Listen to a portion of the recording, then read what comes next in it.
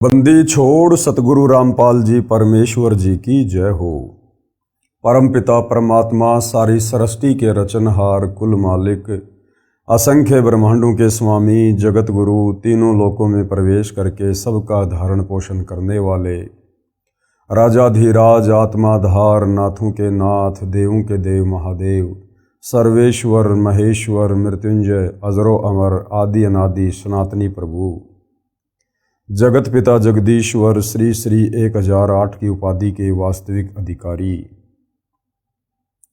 अकाल मूरत शब्द स्वरूपी राम वासुदेव सर्वगतम ब्रह्म परम पूज्य प्रथम पूज्य परम संत परम पुरुष परम धनी परम दयालु सत्य कबीर हक्का कबीर अल्लाहु कबीर अल्लाहु अकबर बाखबर अल्लाह ताला जगत के तारणहार जगत के मुक्तिदाता जगत के जगन्नाथ हारे के सहारे हिंदुओं के राम मुसलमानों के अल्लाह सिखों के वाहिगुरु ईसाइयों के मसीह दया के सागर दया निधि करुणा के सागर करुणा निधि स्वयंभू परिभू संकट मोचन कष्ट हरण मंगल करण दुख भंजन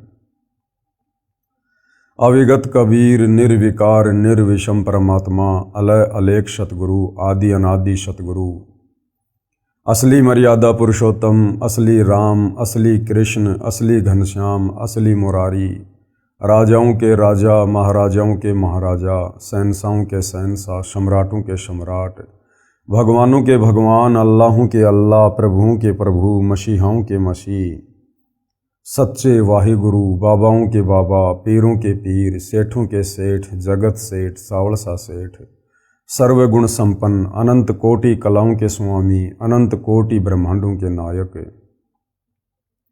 योगियों में महायोगी ध्यानियों में महाध्यानी सिद्धों में परम सिद्ध ज्ञानियों में तत्वज्ञानी ब्रह्म ज्ञानी महाज्ञानी परम ज्ञानी सर्वश्रेष्ठ ज्ञानी विज्ञानी युवा कबीर समर्थ कबीर असमवात अमित ओजा सच्चे रहनुमा करीम अल्लाह सुभान अल्लाह दुनिया के अंतिम पैगंबर 8 सितंबर 1951 से गांव धनाना जिला सोनीपत हरियाणा भारतवर्ष की पावन भूमि पे प्रकट रियल कल्कि भगवान श्री नारायण साकार हरि श्री बाबा साहेब नूर अनंत परमात्मा सच्चे दरवेश सच्चे बाखबर संत शिरोमणि सतगुरु रामपाल जी परमेश्वर जी के चरण कमल में आप और हम सभी भाई बहनों का अनंत कोटि दंडवत प्रणाम।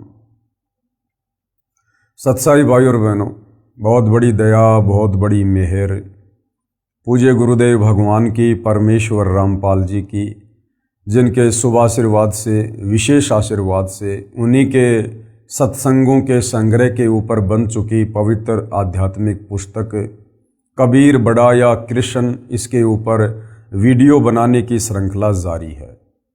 इसी श्रृंखला में आज हमारा ये 7वें नंबर का वीडियो है और प्रत्येक वीडियो में हमें भक्ति मार्ग को लेकर अध्यात्म को लेकर शास्त्रों की गूढ़ जानकारी को लेकर वो तमाम प्रकार की जानकारियाँ उपलब्ध हो रही हैं जो जानकारियाँ हम सदियों से प्राप्त नहीं कर पाए। ये आत्मा युगों युगों से परमात्मा की सतभक्ति के लिए भटक रही थी, परमेश्वर के दीदार के लिए तड़प रही थी, परंतु कुछ भी हासिल नहीं हुआ। क्यों? क्योंकि हमारे तत्व ज्ञानहीन नादान धर्मगुरुओं ने हमें शास्त्र अनुकूल भक्ति मार्ग वाला रास्ता नहीं दिखाया, क्योंकि वो स्वयं भटके हुए थे, उन्हें स्वयं तत्व ज्ञान नहीं था। और तत्व ज्ञान के बिना सृष्टि रचना को समझे बिना जाने बिना आप किसी भी धर्म के धर्म ग्रंथ का सारांश नहीं समझ सकते। यही कारण रहा सदियों से परमात्मा चाहने वाली आत्माएं भक्ति और भगवान से दूर रही और शास्त्रों के विरुद्ध साधना करते करते अंत में प्रेत योनि पाई, भूत योनि पाई और अपनी दुर्गति करवाई, लक 84 योनियों में भ्रम के भटक के। अब भाई और बहनों, सारी सृष्टि के सृजनहार कबीर परमेश्वर जी ने बहुत बड़ी रजा की है, दया की है। अपने विधान अनुसार परमेश्वर 8 सितंबर 1951 को गांव धनाना जिला सोनीपत हरियाणा भारतवर्ष की पावन भूमि पर प्रकट हुए हैं। तत्वदर्शी संत की जगत गुरु की भूमिका कर रहे हैं और सन 1994 से हमें आध्यात्मिक ज्ञान दे रहे हैं, भक्ति मार्ग बता रहे हैं, और सन 2000 से सर्वधर्मों के धर्मशास्त्रों से गूढ़ ज्ञान, गूढ़ जानकारी हमें उपलब्ध करवा रहे हैं, हमें आत्म कल्याण का मार्ग दिखा रहे हैं। तो भाइयों और बहनों, ये जो पवित्र पुस्तक कबीर बड़ा या कृष्ण है, ये सर्व धर्मों के, सर्व धर्मशास्त्रों के ज्ञान से प्रमाणित है। विशेषकर हिंदू समाज के भाई बहनों के लिए ये पुस्तक किसी वरदान से कम नहीं है। यदि आपने दिल थामकर, धैर्य के साथ, रुचि लेकर, निष्पक्ष भाव से इस पवित्र पुस्तक कबीर बड़ा या कृष्ण को पढ़ लिया या इस पर बन रहे तमाम वीडियो देख लिए, आपको पता चलेगा कि वास्तव में वो एक सर्वशक्तिमान परमेश्वर कौन है, जिन्होंने सर्व ब्रह्मांडों की रचना की है, जिसके अधीन ये सभी दैवीय शक्तियां हैं। तो भाइयों और बहनों, हमारा जो टॉपिक है वो चल रहा है जनता की अदालत में। जनता की अदालत में शास्त्रों को लेकर, भक्ति और भगवान को लेकर विषय चालू है। कबीर जी की तरफ से उनके वकील हैं सतगुरु रामपाल जी। हालांकि कबीर परमेश्वर स्वयं ही अपने वकील होते हैं, लेकिन यहाँ पर भगत समाज को समझाने की दृष्टि से हम सतगुरु रामपाल जी को कबीर जी के वकील के रूप में पेश कर रहे हैं, जैसा कि इस पुस्तक में लिखा हुआ है। दूसरी तरफ श्री कृष्ण जी के वकील हैं हिंदू धर्म के तमाम आचार्य, शंकराचार्य, गुरुजन। और इस मुकदमे में जो जज है वो जनता है, क्योंकि जनता शिक्षित है, पढ़ी लिखी है, सर्वशास्त्र उपलब्ध हैं। जनता अपनी आंखों से सारे प्रमाण देखकर स्वयं निर्णय करेगी कि वास्तव में कबीर बड़ा या कृष्ण। मुकदमा क्या है? श्री कृष्ण जी के वकीलों ने, अर्थात हिंदू धर्म गुरुओं ने ये कहा है कि श्री कृष्ण अर्थात विष्णु ही सर्वशक्तिमान परमात्मा है। ये अविनाशी है, इनका जन्म और मरण नहीं होता है, इनके कोई माता पिता नहीं है, ये अजरो अमर है। और किसी भी हिंदू धर्म ग्रंथ में श्री कृष्ण उर्फ विष्णु से बढ़कर परमात्मा नहीं है, और इन्हीं की भक्ति करने का निर्देश है। दूसरी तरफ कबीर जी के वकील सतगुरु रामपाल जी का दावा है कि श्री कृष्ण जी के जितने भी वकील हैं, जितने भी धर्मगुरु हैं, ये सब झूठ बोल रहे हैं और समाज को भ्रमित कर रहे हैं। कबीर जी के वकील सतगुरु रामपाल जी का कहना है कि श्री कृष्ण अर्थात विष्णु अजरो अमर नहीं है, और किसी भी धर्मशास्त्र में श्री कृष्ण उर्फ विष्णु की पूजा करने का विधान नहीं है, ना वेदों में, ना गीता में। और श्री कृष्ण उर्फ विष्णु के माता पिता हैं। इनकी माता का नाम देवी दुर्गा है और इनके पिता का नाम काल ब्रह्म है। और ये तीन भाई हैं, ब्रह्मा, विष्णु, महेश।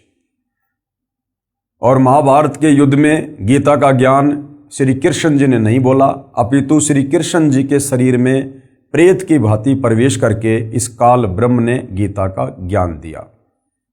और भाइयों और बहनों, हमने वीडियो नंबर 5 में देखा कि जनता की अदालत में, जनता के सामने कबीर जी के वकील सतगुरु रामपाल जी ने हिंदू धर्मशास्त्रों से ही प्रमाणित कर दिया कि वास्तव में श्री कृष्ण जी के वकील अर्थात तमाम हिंदू धर्म गुरु गलत हैं, इन्हें अपने शास्त्रों का भी ज्ञान नहीं है।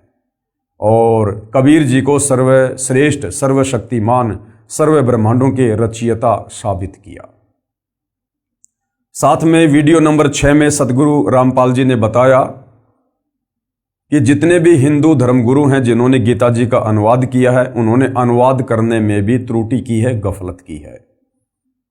गीता अध्याय 18 श्लोक 66 में एक वर्ज शब्द है जिसका अर्थ है जाना, किंतु सर्व गीता अनुवादकों ने उसका अर्थ किया है आना। उन्होंने अर्थ का अनर्थ किया है, गीता के श्लोक का भावार्थ ही बदल दिया है अपनी तत्व ज्ञानहीनता के चलते। आज भाइयों और बहनों, जनता की अदालत में ये 7वें नंबर का वीडियो है। इस वीडियो में कबीर जी के वकील सतगुरु रामपाल जी धर्मशास्त्रों से प्रमाणित कर रहे हैं कि पूजा के योग्य केवल एक ही परम शक्ति है, एक ही परमेश्वर है, वे हैं परम अक्षर ब्रह्म अर्थात सत्य पुरुष कबीर देव। तो भाई और बहनों, अब हम आगे बढ़ते हैं जनता की अदालत में। और कबीर जी के वकील सतगुरु रामपाल जी कह रहे हैं कि परम अक्षर ब्रह्म की भक्ति से पूर्ण मोक्ष होगा। श्री कृष्ण जी की भक्ति से अर्थात ब्रह्मा विष्णु महेश की भक्ति से, देवी देवताओं की भक्ति से, देवी दुर्गा की भक्ति से और काल ब्रह्म की भक्ति से भी पूर्ण मोक्ष नहीं है। साधक यहीं पर जन्म और मरण में रहेगा, लक 84 योनियों में भटकेगा, नरक का कष्ट भी भोगेगा, तपतशिला की पीड़ा भी भोगेगा। यदि जन्म मरण से छुटकारा चाहिए तो जो साधना हमारे धर्मशास्त्रों में वर्णित है उस साधना के अनुसार साधक ने परम अक्षर ब्रह्म यानी कबीर देव की पूजा करनी पड़ेगी। उनकी भक्ति से ही हम परम शांति और शाश्वत स्थान सतलोक को प्राप्त करेंगे। तो किस प्रकार से सतगुरु रामपाल जी प्रमाणित कर रहे हैं? परम अक्षर ब्रह्म अर्थात कबीर परमेश्वर की भक्ति से पूर्ण मोक्ष होता है। और क्या कुछ कहा जा रहा है? काल ब्रह्म व देवताओं की भक्ति करके भी जीव का जन्म मरण का चक्कर समाप्त नहीं होता, क्योंकि ये स्वयं जन्म व मृत्यु के चक्कर में है। काल ब्रह्म यानी 21 ब्रह्मांड का स्वामी, ज्योति निरंजन, दुर्गा का पति, ब्रह्मा विष्णु महेश का पिता। इस काल ब्रह्म की भक्ति से, देवी दुर्गा की भक्ति से, अन्य देवताओं की भक्ति से जन्म मरण का कष्ट समाप्त नहीं होगा, क्योंकि ये खुद जन्म और मरण में है। गीता ज्ञानदाता ने गीता अध्याय 2 श्लोक 12, गीता अध्याय 10 श्लोक 2, गीता अध्याय 4 श्लोक 5 और 9 में खुद अपने जन्म और मृत्यु को स्वीकार किया है। तो इनकी भक्ति करने से साधक का जन्म मरण का चक्कर समाप्त नहीं हो सकता। संत गरीबदास जी ने परमेश्वर कबीर जी से प्राप्त ज्ञान को इस प्रकार बताया है। आदरणीय गरीबदास जी कौन थे? ये गांव छुडानी, जिला झज्जर, हरियाणा में हुए हैं लगभग 300 वर्ष पहले। इन्हें कबीर परमेश्वर सतलोक से चलकर गांव छुडानी के खेतों में मिले थे। इनकी आत्मा को शरीर से निकालकर सतलोक लेकर गए थे। इनका ज्ञान योग खोला, इन्हें सतलोक के सुखों से परिचित करवाया और 21 ब्रह्मांड में जितनी भी दैवीय शक्तियां हैं उन सब की स्थिति से परिचित करवाया। उसके बाद आदरणीय गरीबदास जी ने 24,000 वाणियों युक्त अमर ग्रंथ की रचना करवाई, जिसे सदग्रंथ साहिब भी कहते हैं, जिसे 5वां वेद सूक्ष्म वेद भी कहते हैं। और किस प्रकार से आदरणीय गरीबदास जी ने अपनी आंखों देखकर सतलोक की महिमा की है और कबीर परमेश्वर जी की महिमा की है कि उस सतलोक में कितना सुख है। और कबीर परमेश्वर की भक्ति से ही पूर्ण मोक्ष होता है। संत गरीबदास जी गांव छुडानी, हरियाणा की अमृतवाणी। तो आदरणीय गरीबदास जी क्या कह रहे हैं? मन तू चल रे सुख के सागर, जहां शब्द सिंधु रत्नागर। अपने ऊपर लेकर कह रहे हैं आप और हमें समझाने के लिए कि ऐ मेरे मन, इस काल के 21 ब्रह्मांड में क्यों धक्के खा रहा है? उस सुख सागर सतलोक में चल, जहां शब्द सिंधु रत्नागर। सिंधु यानी समुद्र, समुद्र में जाने के बाद चारों तरफ जल ही जल दिखाई देता है। इसी प्रकार सतलोक में जाने के बाद वहां केवल सुख ही सुख हैं, दुख का नामो निशान नहीं है। और यहां क्या हो रहा है इस काललोक में? कोटि जन्म तो ये मर्त्या हो गए, कुछ नहीं हाथ लग रहे। करोड़ों जन्म, अरबों खरबों जन्म हमने यहाँ पर मनुष्य के प्राप्त कर लिए, देवी देवताओं के प्राप्त कर लिए। मरने के बाद हमारे हाथ में कुछ नहीं रहा, फिर से जन्म मरण में लक 84 योनियों में। और कुकर शुकर खरबया बोरे, लक 84 योनियों में जाकर फिर हम गधे कुत्ते सुअर बने, कौआ हंस बुगारे। फिर कह रहे हैं कोटि जन्म तू राजा के न्या और मिटी न मन की आशा। आदरणीय गरीबदास जी क्या कह रहे हैं? भाई करोड़ों बार तू राजा के जन्म प्राप्त कर चुका है, लेकिन फिर भी तेरी इच्छाओं का अंत नहीं हुआ। करोड़ों बार। अब भाई और बहनों विचार करो, हम कब से सतलोक से बिछोड़कर इस काल के लोक में सजा भोग रहे हैं, कष्ट भोग रहे हैं। आदरणीय गरीबदास जी कह रहे हैं कोटि जन्म तू राजा की न्या मिटी न मन की आशा। भाई और बहनों, एक साधारण मनुष्य जन्म हमें उस समय मिलता है जब हम लक 84 योनि का एक चक्कर काट लेते हैं। यानी गधे, कुत्ते, सूअर, पक्षी, सूक्ष्म जीव जंतु, बैक्टीरिया, मक्खी, मच्छर, जल के जीव, यानी लक 84 योनि का एक चक्कर काटने में हमें अरबों खरबों युग लग जाते हैं।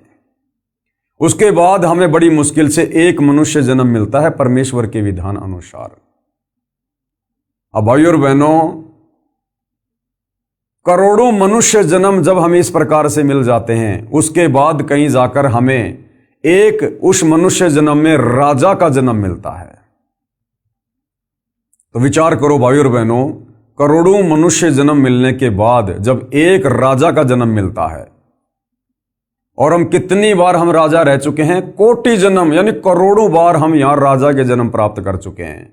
तो सोचिए आम मनुष्य के जन्म हम कितने अरबों खरबों प्राप्त कर चुके हैं, और एक मनुष्य जन्म लक 84 योनि भोगने के बाद तो सोचो भाइयों और बहनों, लक 84 योनियां तो हम इतनी बार भोग चुके हैं, गधे, कुत्ते, सूअर की, जिसकी कोई गिनती ही नहीं है। और आज भी हम इसी काल के लोक में हैं। आज हमें गुरुदेव ने केवल मौका दिया है, मौका संभलने का, सुधरने का, अपनी भूल सुधार करने का, वापस सतलोक जाने का, भक्ति करने का। यदि आज हमने जरा सी त्रुटि कर दी, सतगुरु का वचन तोड़ दिया, या सतगुरु को अपने किसी भी कर्म के चलते नाराज कर दिया कि जिन बातन से गुरु दुख पावे उन बातों को दूर भगावे, तो भाइयों और बहनों, हम लक 84 योनि के किनारे खड़े हैं, दहलीज पे खड़े हैं। अभी हम सतलोक में नहीं हैं, काल के 21 ब्रह्मांड में हैं। सावधानी हटी, दुर्घटना घटी। तो ये इतना सारा ज्ञान देने का, ये बड़े बड़े शास्त्र लिखने का, दिन रात गुरुदेव ने जो संघर्ष किया है पिछले 30 वर्षों से, केवल इसलिए कि हम आत्माएं अब वो गलती ना करें जो गलतियां हम युगों युगों से सतगुरु की शरण में आने के बाद भी करते आ रहे हैं, गुरु को मानुष मानकर भक्ति करने वाली। तो अब भाइयों और बहनों, सिर धड़की बाजी है। कोटि जन्म तू राजा की ना मिटी न मन की आशा। परमात्मा कहते हैं भाई करोड़ों बार तू राजा के जन्म प्राप्त कर चुका है, और राजा के जन्म में तो तेरे पास में सारा ठाट बाट होता है, सारा सुख होता है, और उस राजा के जन्म में भी तेरी इच्छाओं का कभी दमन नहीं हुआ, तेरी इच्छाओं का अंत नहीं हुआ। तो नालायक, आज तो तू एक साधारण सा व्यक्ति है, हैंड टू माउथ है, कोई मजदूरी करता है, कोई किसानी करता है, कोई खेती करता है, बड़ी मुश्किल से जीवन यापन करता है। आज तू क्या प्राप्त कर लेगा? क्यों दिन रात माया की दौड़ में आगे से आगे भाग रहा है? अब तुझे सतगुरु मिल गया, अब तो बैठ के भक्ति कर ले। जब तूने राजाओं के जन्म में कोई वो किला नहीं तोड़ा, अब तू इस दारिद्र वाले जीवन में, सामान्य व्यक्ति वाले जीवन में तू कौन सा रावण बन जाएगा, कौन सा तू धनपति बन जाएगा। और ये धनपति ये भी सतगुरु की भक्ति ही बनाएगी, अन्यथा जो हमारे भाग्य में है हमें केवल वही मिलेगा, चाहे हम कितने पैर क्यों ना पटक लें। तो परमेश्वर हमें समझा रहे हैं प्यार से, प्रेम से, कि भाई अब इस तत्व ज्ञान को समझकर अपनी इच्छाओं का दमन कर, इस काल लोक की भाग दौड़ में मत भाग, दुनिया को देख के मत भाग। उसके पास में बड़ी कोठी, उसके पास में बड़ी कार, उसका बेटा नौकरी लग गया, उसके पास इतने प्लाट, उनको करने दे, अंत में यही छोड़ के जाएंगे। अगले जन्म में गधे बन के, कुत्ते बन के, सूअर बन के उन कोठियों के आसपास में मंडराएंगे, उस कार के नीचे छाया में भी ढंग से उन्हें कोई नहीं बैठने देगा। तो तत्व ज्ञान देकर गुरु हमारी बंद बुद्धि के दरवाजे खोलते हैं कि शांत हो जा, धैर्य से काम ले, विवेक से काम ले, इन सुखों की इच्छा तू सतलोक में कर। यहाँ के तो सुख सारे थोथे हैं, जैसे एक नमक की बोरी और एक खांड की बोरी, दोनों का रंग सेम, दोनों का रंग बिल्कुल सेम, लेकिन नमक कितना खारा होता है और खांड कितनी मीठी होती है। तो ऐसी सृष्टि सतलोक में है, लेकिन वहां सब कुछ नूर से बना हुआ है। वहां की धरती नूर की है, वहां के इंसान नूर के हैं, वहां सर्व सुख हैं, सारी भोग विलास की वस्तुएं हैं। यहाँ की तरह वहां लड़ाई झगड़ा, राग द्वेष, ईर्ष्या, छल कपट, चोरी जारी, रिश्वत, धक्का मुक्की, धोखाधड़ी ये नहीं है। तो परमेश्वर हमें वहां ले जाना चाहते हैं, ये ज्ञान समझाकर। कोटि जन्म तू राजा की न मिटी न मन की आशा, और भिक्षुक होकर दर दर हांड्या मिला न निर्गुण रासा। और बहुत सारे जन्मों में तू साधु संत बनकर भगत बनकर तूने परमात्मा प्राप्ति के लिए भी कठिन प्रयत्न किए, लेकिन तुझे वो निर्गुण रासा अर्थात मोक्ष मार्ग नहीं मिला। अब मिला है तो अब तू गफलत कर रहा है, तो फिर भाई कैसे बात बनेगी। फिर क्या कह रहे हैं आदरणीय गरीबदास जी, इंद्र कुबेर ईश की पदवी और ब्रह्मा वरुण धर्मराया, विष्णुनाथ के लोक को जाकर तू बहुर वापस आया। कि हे मन, ये काल जब तू मनुष्य जन्म प्राप्त करता है तो तेरे 3 इंजेक्शन लगवा देता है, रजगुण ब्रह्मा का, सतगुण विष्णु का, तमगुण शंकर का, और तू अपनी तमाम याददाश्त को खो बैठता है कि मैं पूर्व जन्म में क्या था, कहाँ था, मैं राजा भी रह चुका हूं, मैं देवता भी रह चुका हूं, मैं ब्रह्मा विष्णु महेश के पद को भी प्राप्त कर चुका हूं। तो अब हमें सतगुरु याद दिला रहे हैं कि हे मन, तू देवताओं का राजा इंद्र भी रह चुका है, तू धन का देवता कुबेर भी रह चुका है, और ईश की पदवी यानी ब्रह्मा विष्णु महेश के पद भी तू प्राप्त कर चुका है। ब्रह्मा वरुण धर्मराया और विष्णुनाथ के पुर को जाकर और विष्णु भगवान के लोक में जाकर भी तू वापस आ चुका है, बहुर अपूठा आया। यानी तूने इस मनुष्य जन्म में इस पृथ्वी पर भक्ति करके काल की, या कभी सतगुरु आए उनसे उपदेश लेकर टूटी फूटी भक्ति की, बीच में छोड़ दी, उस भक्ति के प्रतिफल में तू ऊपर के लोकों में देवपद भी प्राप्त कर चुका है, लेकिन फिर भी तेरी इच्छाओं का अंत नहीं हुआ, तुझे वो परमात्मा नहीं मिला, तुझे वो भक्ति मार्ग नहीं मिला जो तुझे पूर्ण मोक्ष प्रदान करवा दे, और यदि मिला तो उस पर तू नहीं रुक पाया। तो कहने का मतलब है कि अब तुझे मौका मिला है, अब तुझे परमात्मा ने फिर से सुअवसर दिया है, तेरे ऊपर मेहरबान हुए हैं, अब इस मौके को मत चूक, इस ज्ञान को आधार बना। फिर क्या कह रहे हैं, असंख्य जन्म तो ये मरत्या होगे, जीवित क्यों ना मरे रे, और 12 मध्य महल मठ बोरे, बहुर ना दे धरे रे। गरीबदास जी कह रहे हैं असंख्य जन्म तो ये मरते होंगे और जीवित क्यों ना मरे रे, कि हर बार तू मनुष्य जन्म प्राप्त करता है, हर बार तेरी मृत्यु होती है, और तेरा जोड़ा जाड़ा धन, तेरा परिवार, तेरी संपत्ति यहीं पर रह जाती है, तू हाय हाय करता हुआ मर जाता है। यहीं पर किसी न किसी धन में, बेटा में, बेटी में, पोता में, पोती में तेरी आस्था रह जाती है, और तू यहीं पर वापस गधा कुत्ता शुअर बनकर घूमता रहता है। अब गरीबदास जी कह रहे हैं भैया तुझे तत्व ज्ञान मिल गया, तुझे सतगुरु मिल गया, अब तू जीवित मरना सीख ले।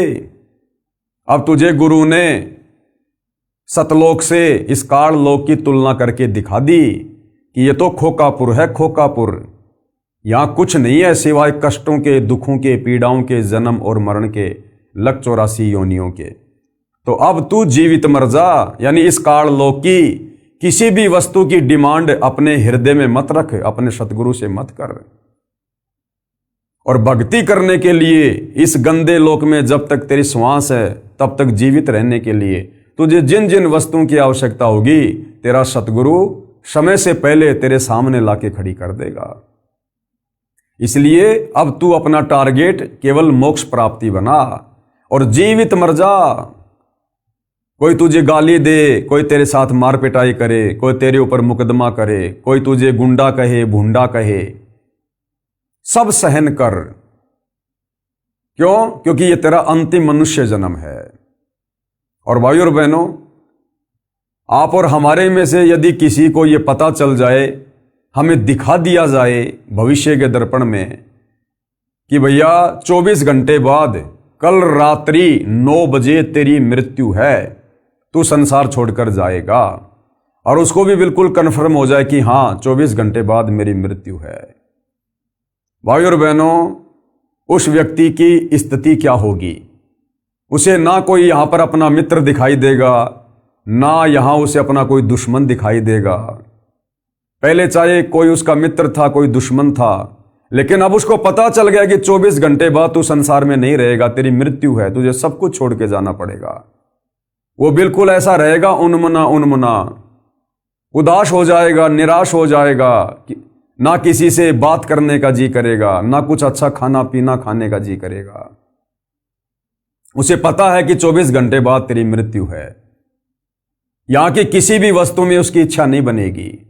जैसे बुखार के रोगी को मीठी से मीठी वस्तु भी अच्छी नहीं लगती, इसी प्रकार संत हमें यही बताते हैं, यही समझाते हैं, हमें भविष्य का दर्शन करवाते हैं कि भाई ये काल का लोक है, ये तेरा घर नहीं है। तुम यहां पर सतलोक में अपने पिता से गद्दारी करके, धोखा करके, इस काल के ऊपर आसक्ति करके अपनी गलती से यहां आए हो, कष्ट भोग रहे हो, और अब तुम्हें वापस सतलोक चलना है। असंख्य युगों के बाद अब तेरा दाव लगा है, तुझे तत्वदर्शी संत मिला है। तो कहते हैं जिसको ये बात अच्छे से समझ में आ जाएगी तत्वदर्शी संत की, उसके बाद उसकी आस्था इस काल लोक की वस्तु में ऐसी रह जाएगी। यहां किसी भी वस्तु की वो डिमांड नहीं करेगा, इच्छा नहीं करेगा, वो केवल सतलोक चलने की ही तैयारी करेगा। तो कहते हैं असंग जन्म तोय मरत्या होगे, जीवित क्यों न मरे रे। और द्वादश मध्य महल मठबोरे, यानी 12वां द्वार पार करके जो अक्षर पुरुष का लोक है, उस अक्षर पुरुष के लोक को पार करने का जो द्वार है वो है 12वां द्वार। कहते हैं उसके बाद महल मठबोरे, यानी वो सतलोक है जहां जाने के बाद बहुर ना दे धरे रे। फिर तू कभी शरीर धारण नहीं करेगा, ये 5 तत्व वाला, वहां तुझे नूरी शरीर मिलेगा, शब्द से तेरी उत्पत्ति होगी और सदा तू वहां पर ठाट बाट करेगा। फिर आगे क्या समझाया आदरणीय गरीबदास जी ने, दो जग बहिस्त सभी ते देखे राजपाट के रशिया, और 3 लोक से तिरपत नाई ये मन भोगी खशिया। कि हे मन, तू करोड़ों बार मनुष्य जन्म प्राप्त करके मृत्यु के बाद फिर तू नरक में भी गया, बहिस्त यानी स्वर्ग में भी गया, और राजपाट की रसिया, तूने राज्य भी भोगा, और 3 लोक से तिरपत नाई ये मन भोगी खसिया। और यदि तुझे 3 लोकों का राज दे दिया जाए तो भी तत्व ज्ञान के अभाव में तेरी इच्छा पूर्ति नहीं हो सकती है, तुझे और अधिक प्राप्त करने की चाहत बनी रहेगी कि और किसी लोक के ऊपर अपना स्वामित्व कायम करूं। तो परमात्मा कहते हैं यदि इस मन की इच्छाओं को शांत करना है तो तत्वदर्शी संत से उपदेश लेकर भक्ति कर। सुमरण से, भक्ति से, दान धर्म से इन इच्छाओं का अंत होगा, और ये अंत हुए बिना हम सतलोक नहीं जा सकते, वहां के सुख नहीं भोग सकते। जब तक हम काल लोक के सुखों को नहीं त्यागेंगे हृदय से, दिल से, तब तक हम सतलोक के वास्तविक सुखों को प्राप्त करने के अधिकारी नहीं बनेंगे। फिर क्या कहा, सतगुरु मिले तो इच्छा मेटे, पद मिल पदय समाना, चल हंसा उस लोक पठाऊं जो आदि अमर अस्ताना। ये इच्छाएं कैसे समाप्त होंगी? सतगुरु मिले तो इच्छा मेटे। सतगुरु हमें तत्व ज्ञान देगा, हमें काल लोक से सतलोक की तुलना करके दिखाएगा, यहां के दुखों से परिचित करवाएगा, सतलोक के सुखों से अवगत करवाएगा। जो जो महापुरुष सतलोक में जाकर आए हैं हमें उनकी जीवनी से परिचित करवाएगा, और तत्व ज्ञान सुनकर सतगुरु के द्वारा दी गई भक्ति करके, भक्ति की शक्ति से और ज्ञान से इस काल लोक से हमारी इच्छाएं हटेंगी, सतलोक में हमारी सुरती लगेगी। तो सतगुरु मिलेगा तो काल लोक की इच्छाओं से हमारे मन को हटाएगा, और पद मिल पदय समाना, और सतगुरु हमें जो भक्ति की जो वो पद्धति देगा, वे ऑफ वर्शिप बताएगा। जब उस भक्ति को हम मन लगाकर करेंगे, मर्यादा में रहकर करेंगे, तो पद मिल पदय समाना, यानी हम उस अमर पद में समा जाएंगे, उस परम पद में चले जाएंगे, सतलोक में चले जाएंगे, वास्तविक उस धाम में चले जाएंगे।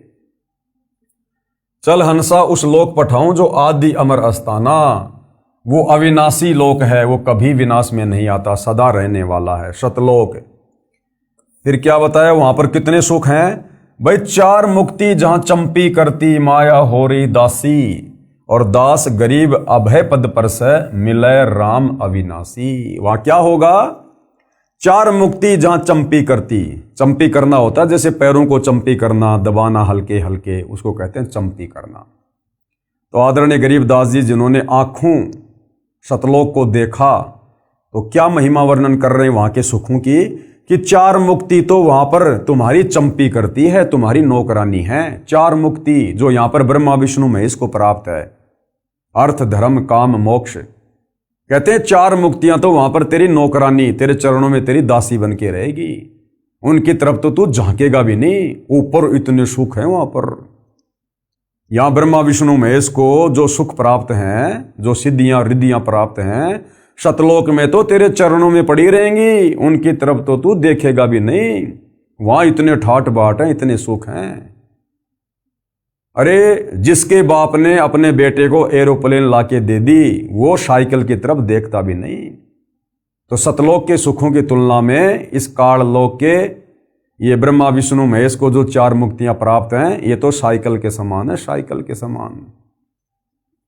4 मुक्ति जहां चंपी करती माया होरी दासी, और दास गरीब अभय पद पर से। गरीब दास जी कह रहे हैं तुम उस अभय पद को, जहां जाने के बाद कोई डर नहीं, कोई भय नहीं, तुम उसको प्राप्त हो जाओगे। और फिर क्या होगा? मिले राम अविनाशी, और तुम्हें वहां पर फिर वो अविनाशी कबीर परमेश्वर मिलेगा। हालांकि आज भी धरती पर कबीर परमेश्वर ही हैं सतगुरु रामपाल जी के रूप में, लेकिन वहां हमें उनके वास्तविक दीदार होंगे, उनके नूरी शरीर के दीदार होंगे। तो कहते हैं फिर तुझे वहां पर वो अविनाशी परमात्मा मिलेगा। सूक्ष्म वेद की वाणी का सरलार्थ है, आत्मा अपने साथी मन को अमर लोक के सुख तथा इस काल ब्रह्म के लोक के दुख को बताकर सुख के सागर रूपी अमर लोक यानी सतलोक में चलने के लिए प्रेरित कर रही है।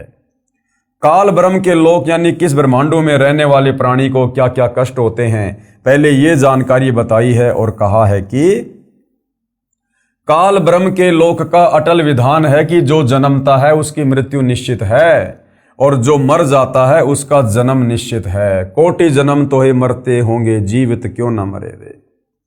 इसका प्रमाण गीता जी में देखिएगा। और ये सारी बातें भाइयों और बहनों भूल मत जाना। जनता की कोर्ट में कबीर परमेश्वर जी के वकील सतगुरु रामपाल जी इन शास्त्रों का हवाला देकर, 5वें वेद सूक्ष्म वेद की वाणियों का हवाला देकर श्री कृष्ण जी के वकीलों के सामने सबको बता रहे हैं, सबको दिखा रहे हैं कि परम अक्षर ब्रह्म यानी कबीर देव की भक्ति से पूर्ण मोक्ष होता है, और सतलोक में ही असल में वास्तव में सुख है। श्रीमद् भगवद गीता अध्याय 2 श्लोक 22 में इस प्रकार कहा है। क्या कहा है? कि जैसे मनुष्य पुराने वस्त्रों को त्याग कर दूसरे नए वस्त्र ग्रहण करता है, वैसे ही जीव आत्मा पुराने शरीर को त्याग कर दूसरे नए शरीरों को प्राप्त करता है। गीता अध्याय 2 श्लोक 27 में क्या कहा है? क्योंकि जन्मे हुए की मृत्यु निश्चित है, यानी इस काल के लोक में जो जन्म लेता है उसकी मृत्यु निश्चित है, और मरे हुए का जन्म निश्चित है, और जो मर गया उसके बाद किसी अन्य योनि में, चाहे गधा, कुत्ता, सुअर, देवता या मनुष्य, फिर उसका जन्म निश्चित है। अर्थात जन्म और मरण 21 ब्रह्मांड का अटल नियम है। इसलिए बिना उपाय वाले विषय में तू शोक करने के योग्य नहीं है। इसलिए कह रहा कि अगर तेरे पास में सतलोक वाली भक्ति नहीं है, अगर तेरे पास में मोक्ष प्राप्ति वाला मार्ग नहीं है, तो अर्जुन दुख करने की कोई आवश्यकता नहीं है। चाहे कितना दुखी हो ले, कितना शोक कर ले, तू रहेगा यही जन्म और मरण में, जब तक तेरे पास में विकल्प नहीं है शास्त्र अनुकूल साधना का। श्रीमद् भगवद गीता शास्त्र से स्पष्ट हुआ कि काल ब्रह्म के लोक का अटल नियम है कि जन्म तथा मृत्यु सदा बने रहेंगे। जैसे गीता अध्याय 2 श्लोक 12 में भी कहा है कि हे अर्जुन, तू और मैं यानी गीता ज्ञानदाता तथा ये सर्व राजा लोग पहले भी जन्मे, ये आगे भी जन्मेंगे। यानी गीता ज्ञानदाता हिंदू भाइयों के अनुसार उनका श्री कृष्ण और विष्णु, और रियल में ये ब्रह्म, काल ब्रह्म कह रहा है कि यहां तो भाई तेरी भी जन्म और मृत्यु है अर्जुन, मेरी भी जन्म और मृत्यु है। और ये जितने भी राजा लोग जो महाभारत के युद्ध में खड़े हैं, ये पहले भी थे, यानी पहले भी इनका जन्म हुआ था, आज भी ये यहां पर खड़े हैं और आगे भी इनका जन्म होगा। यानी किस ब्रह्मांड में जन्म और मृत्यु निश्चित है, यहां के भगवान की भी और उसके भक्तों की भी। गीता अध्याय 4 श्लोक 5 में गीता ज्ञानदाता ने कहा है कि हे अर्जुन, तेरे और मेरे बहुत जन्म हो चुके हैं, तू उन सब को नहीं जानता, मैं जानता हूं। गीता ज्ञानदाता कौन? काल ब्रह्म। गीता का ज्ञान देते समय अर्जुन को कह रहा है अपनी जन्म और मृत्यु के बारे में। गीता अध्याय 4 श्लोक 5 में गीता ज्ञानदाता ने कहा है। अब गीता ज्ञानदाता चाहे श्री कृष्ण जी को समझो चाहे काल ब्रह्म को समझो, क्या कह रहा है कि हे अर्जुन, तेरे और मेरे बहुत जन्म हो चुके हैं, उन सबको तू नहीं जानता, मैं जानता हूं। अर्थात गीता ज्ञान देने वाला भगवान भी जन्म और मरण में है। जब गीता का ज्ञान देने वाला हिंदुओं का सर्वश्रेष्ठ भगवान कृष्ण और विष्णु ही जन्म और मरण में है, तो भला फिर इनकी पूजा करके, इनकी भक्ति करके आप और हमारा जन्म मरण का कष्ट कैसे समाप्त हो सकता है? और यदि मनुष्य जन्म प्राप्त करके जन्म मरण का कष्ट समाप्त नहीं हुआ तो फिर हमारा मोक्ष कैसे होगा? फिर गीता अध्याय 10 श्लोक 2 में गीता ज्ञानदाता ने यह भी स्पष्ट किया है कि मेरी उत्पत्ति को न तो ऋषिजन जानते हैं ना देवता जानते हैं, क्योंकि ये सब मेरे से उत्पन्न हैं। अब बाप की उत्पत्ति को, बाप के जन्म को, बाप की डेट ऑफ बर्थ को बेटा या बेटी नहीं बता सकते, वो तो दादा बताता है, दादा। तो कबीर परमेश्वर जी ने समय समय पर इस पृथ्वी पर आकर अपनी कबीर वाणी में, अमृत वाणी में ये सारा रहस्य उजागर किया है, जो आज पुनः धरती पर प्रकट होकर सतगुरु रामपाल जी के रूप में इन धर्मशास्त्रों को खोल खोल कर हमें बता रहे हैं। तो भाई और बहनों, विश्वास हो जाना चाहिए। ये जनता की कोर्ट में मामला चल रहा है और आपको अध्याय और श्लोक बता बता के, शास्त्रों का हवाला दे दे के समझाया जा रहा है। अब भी यदि हमारी आंख नहीं खुलती है हिंदू समाज की, तो धिक्कार है फिर ये मनुष्य जन्म प्राप्त। इसलिए गीता अध्याय 8 श्लोक 15 में कहा है, माम उपेते पुनर्जन्म दुखालयम आशश्वतम न आपनुवंती महात्मान संसिद्धिम परमाम गता। क्या कह रहा है?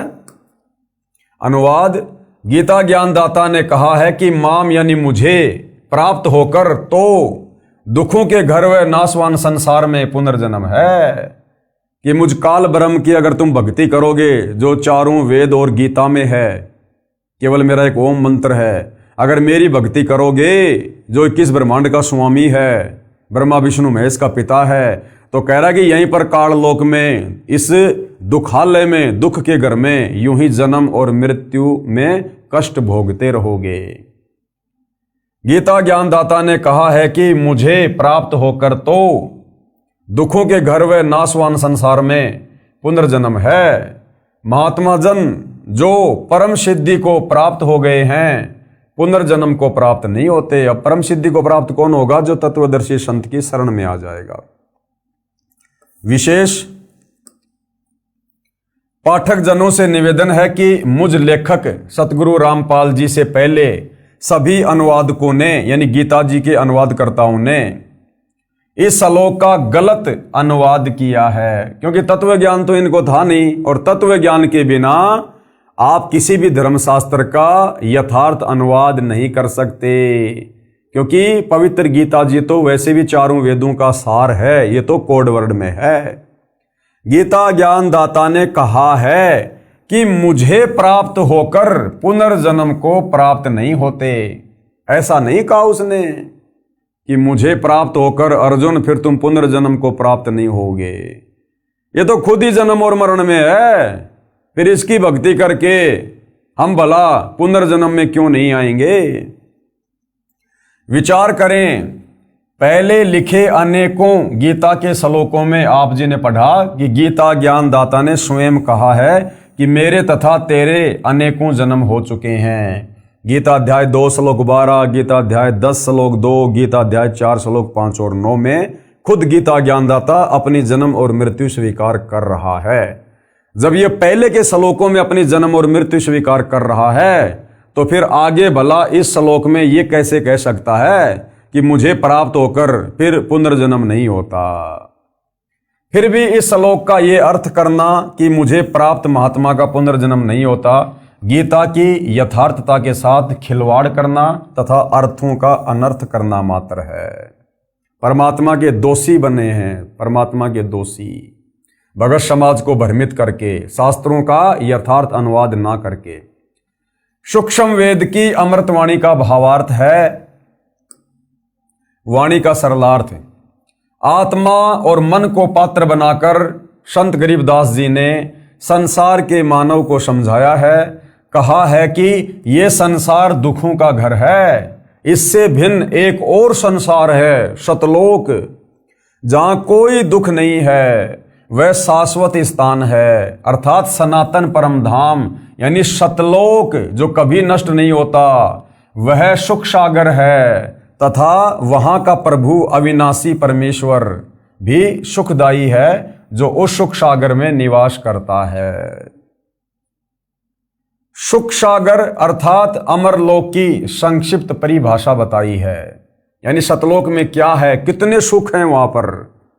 शंखों लहर मेहर की उपजय, कहर नहीं जा कोई, दास गरीब अचल अविनाशी, सुख का सागर सोई। शंखों लहर मेहर की उपजय, शंखों यानी गिनती नहीं, इतना वहां पर सुख है, सुख की लहर है वहां पर। जैसे समुद्र में पानी की लहरें होती है ना, वो कभी समाप्ति नहीं होती। इसी प्रकार सतलोक में इतना सुख है, इतना वैभव है, इतना विलास है, जिस प्रकार समुद्र में लहरें होती हैं। शंखों लहर मेहर की उपजय, कहर नहीं जा कोई, और दास गरीब अचल अविनाशी, सुख का सागर सोई। वास्तव में वो सतलोक ही स्थायी स्थान है और सुख का सागर है। उसके अलावा और कोई सुख का सागर है ही नहीं। अक्षर पुरुष के 7 संग ब्रह्मांडों में और काल के 21 ब्रह्मांडों में सुख नाम की चीज नहीं। केवल नाम है सुख, लेकिन वस्तु यहां सुखदायक नहीं है। भावार्थ, जिस समय मैं अकेला होता हूं, यानी पूज्य गुरुदेव भगवान अपने ऊपर उदाहरण पेश कर रहे हैं। हालांकि ये तो परमेश्वर हैं, परमात्मा हैं, सुख के सागर हैं, इनका तो सबके प्रति समदृष्टि भाव रहता है। इनमें राग द्वेष ईर्ष्या किसी भी प्रकार का कोई रजोगुण तमोगुण सतोगुण कुछ भी नहीं होता है। ये निर्मोही परमात्मा है। लेकिन आप और हमें भक्ति मार्ग को समझाने के लिए अपने ऊपर उदाहरण पेश कर रहे हैं। जिस समय मैं अकेला होता हूं तो कभी कभी ऐसी हिलोर अंदर से उठती है, उस समय सब अपने से लगते हैं। चाहे किसी ने मुझे कितना ही कष्ट दे रखा हो, उसके प्रति द्वेष भावना नहीं रहती, सब पर दया भाव बन जाता है। ये स्थिति कुछ मिनट ही रहती है। उसको मेहर की लहर कहा जाता है। सतलोक अर्थात सनातन परम धाम में जाने के पश्चात प्रत्येक प्राणी को इतना आनंद आता है, वहां पर ऐसी असंख्यों लहरें आत्मा में उठती रहती है, क्योंकि वहां कोई राग द्वेष नहीं है, कोई लड़ाई झगड़ा नहीं, कोई मन मुटाव नहीं, किसी चीज का वहां पर कोई अभाव नहीं। भाई मन में राग द्वेष ऊंच नीच का भाव तो उस समय आएगा जब कोई गरीब होगा, कोई अमीर होगा, और उन अमीरों के सुखों को देखकर वो गरीब आदमी ना जाने अपने मन में क्या क्या सोचेगा। तो ये ऊंच नीच का भाव, राग द्वेष का भाव उस समय उत्पन्न होता है जहां पर समानता नहीं होती है। तो सतलोक में तो कबीर परमेश्वर जी ने सबको एक जैसा सुख दे रखा है, सबको एक जैसी वस्तुएं उपलब्ध करवा रखी हैं, किसी के घर में किसी प्रकार की कोई कमी नहीं है। तो वहां पर एक दूसरे के प्रति राग द्वेष उपजता ही नहीं है। जब वह लहर मेरी आत्मा से हट जाती है तो वही दुखमय स्थिति प्रारंभ हो जाती है। उसने ऐसा क्यों कहा, वह व्यक्ति अच्छा नहीं है, वो हानि हो गई, ये हो गया, वो हो गया, ये कहर यानी दुख की लहर कही जाती है। अब ये भाव सतगुरु रामपाल जी में उत्पन्न नहीं होते, क्योंकि ये तो परमेश्वर हैं। हम इंसानों की स्थिति बता रहे हैं अपने ऊपर लेकर, कि कभी कभार थोड़ी बहुत देर के लिए हमारे मन में वो लहर की मेहर उठती है, हमें दुश्मन भी मित्र नजर आता है, लेकिन होता है थोड़े समय के लिए। उसके बाद फिर से हमारे दिलो दिमाग में, हमारे मन में वही बकवाद, वही खरपतवार, कभी रजोगुण, कभी शतोगुण, कभी तमोगुण। उसने उधार ले रखा है, अभी तक दिया नहीं है, कल जाऊंगा, नहीं देगा तो ये कर दूंगा, वो कर दूंगा, या हमारे से कोई पैसा मांगने आया है, हमारे पास में पैसा नहीं है, झूठ बोलते रहते हैं, छुपते रहते हैं, यानी बहुत तरह की बातें। ये हम जीवों की स्थिति गुरुदेव अपने ऊपर लेकर हमें समझा रहे हैं कि यहाँ पर तो दुख ही दुख हैं। यहाँ पर तो कभी एक आध बार कोई वो लहर की मेहर आती है, मेहर की लहर, अन्यथा यहाँ तो कहर ही कहर है, कहर ही कहर है। और सतलोक में सदा वहाँ पर मेहर की लहर उठती रहती है, उठती रहती है, अनवरत, कंटिन्यू, इतना सुख है वहाँ पर। कहने का मतलब है भाई और बहनों, सतलोक के सुखों के विषय में बताकर इस काल लोक से गुरुदेव हमारी वृत्ति को हटाना चाह रहे हैं। उस सतलोक में असंख्य लहर मेहर यानी दया की उठती हैं, वहाँ कोई कहर यानी भयंकर दुख नहीं है। वैसे तो सतलोक में कोई दुख नहीं है, कहर का अर्थ है भयंकर कष्ट होता है। जैसे एक गांव में आपसी रंजिश के चलते विरोधियों ने दूसरे पक्ष के एक परिवार के 3 सदस्यों की हत्या कर दी। वहीं पर भूकंप के कारण हजारों व्यक्ति मर जाते हैं, उसे कहते हैं कहर टूट पड़ा या कहर कर दिया। ऊपर लिखी वाणी में सुख सागर की परिभाषा संक्षिप्त में बताई है, यानी सतलोक के सुखों का वर्णन किया नहीं जा सकता, ये जिव्या से बोलकर नहीं बताया जा सकता, इतने सुख हैं वहां पर। तो गुरुदेव कह रहे हैं आप लोगों को आंशिक जानकारी दे रहे हैं। कहा है कि वह अमर लोक अचल अविनाशी अर्थात कभी चलायमान नहीं है, वहां कभी भी कोई प्रलय नहीं आती है। जैसे 21 ब्रह्मांड ये नष्ट होता है जब प्रलय आती है, अक्षर पुरुष के साथ संग ब्रह्मांड भी समय आने पर उत्पत्ति और प्रलय में आते हैं, नष्ट होते हैं। लेकिन सतलोक वहां कभी कोई प्रलय नहीं आती है, वहां कोई भूकंप नहीं, कोई आंधी नहीं, कोई ओलावृष्टि नहीं, किसी चीज का कोई अभाव नहीं। वो अचल अविनाशी है, सदा रहने वाला अजरो अमर स्थान है। सतलोक कभी ध्वस्त नहीं होता तथा वहां रहने वाला परमेश्वर अविनाशी है। और सतलोक में रहने वाला कबीर भगवान भी अविनाशी है, इस काल की तरह नाशवान नहीं है, अक्षर पुरुष की तरह जन्म और मृत्यु में नहीं है, वो अविनाशी परमेश्वर है। और जब हम सतलोक चले जाएंगे तो हम आत्माएं भी अविनाशी पद को प्राप्त होंगी, हम भी फिर कभी मृत्यु में नहीं आएंगे। तथा वहां रहने वाला परमेश्वर अविनाशी है।